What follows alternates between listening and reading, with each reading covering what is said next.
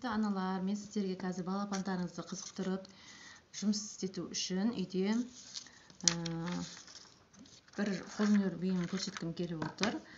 Осы қолөнерді қалай жасаудығын сіздерге көрсетейін. Алдымен параққа дөңгелек сызып қиып аламыз.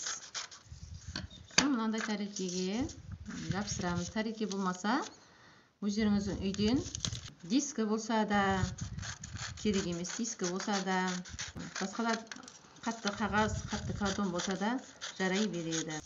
Осылай ортасына клейтетек деп жерін жағып клейлеп аламыз.